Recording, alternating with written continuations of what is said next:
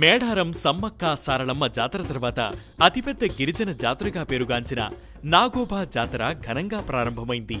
జనవరి 28 నుంచి ఫిబ్రవరి 5 వరకు జరగనున్న ఈ జాతరకు కేంద్ర మంత్రులతో సహా లక్షలాది మంది ఆదివాసీయులు తరలివస్తున్నారు. గిరిజనులు అత్యంత పవిత్రంగా నిర్వహించే ఈ నాగోబా జాతర గురించి ఈ వీడియోలో తెలుసుకుందాం. తెలంగాణ రాష్ట్రంలోని ఆదిలాబాద్ జిల్లా కేస్లాపూర్ గ్రామంలో నాగోబా దేవాలయం ఉంది.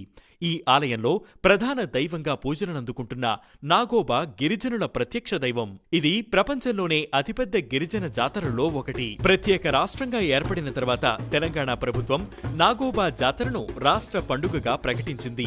నాగోబా జాతరను ప్రతి పుష్యమాసం అమావాస్య రోజు ప్రారంభిస్తారు. సర్పజాతిని పూజించడమే ఈ పండుగ ప్రత్యేకత. అమావాస్య రోజు తమ ఆరాధ్య దైవమైన నాగోబా పురివిప్పి నాట్యం చేస్తాడని గిరిజనుల నమ్మకం. అదే రోజు సాయంత్రం 7 గంటల నుంచి రాత్రి 12 గంటల మధ్య కాలంలో గిరిజన పూజారులకు నాగోబా కనిపిస్తాడని, వారు సమర్పించిన పాలు తాగి ఆశీర్వదించి అదృశ్యమవుతాడని గిరిజనులు విశ్వసిస్తారు. కేస్లాపూర్లో ఉన్న నాగోబా ఆలయం చరిత్ర గురించి చాలా కథలు చెప్పుకుంటారు, కానీ అందులో ఏది నిజమనేది ఎవరికీ తెలీదు. రాజ్కోండ్ ఆదివాసీ తెగలోని మేస్రం వంశస్థులు ప్రతి ఏడాది నాగోబా జాతరను నిర్వహిస్తారు. ఈ జాతర కోసం మేస్రం వంశీయులు దాదాపు 80 కిలోమీటర్లు కాలినడకన వెళ్లి గోదావరి జలాలను తీసుకువస్తారు. ఈ జలాలను తీసుకువచ్చే కుండలకు కూడా ప్రత్యేకత ఉంది. ఇచ్చోడ మండలం సిరికొండలోని గుగ్గిళ్ల వంశీయులు మాత్రమే నాగోబా కోసం కుండలు తయారు చేస్తారు. పుష్యమాసంలో నెలవంక కనిపించిన తర్వాత మేస్రం వంశీయులు ఎడ్ల బండుల్లో సిరికొండకు వెళ్తారు. అక్కడి గుగ్గిళ్ల వంశస్థుడైన కుమ్మరి గుగ్గిళ్ల పెద్దరాజన్న ఇంటికి చేరుకుని కుండలు తయారు చేయాలని కోరతారు.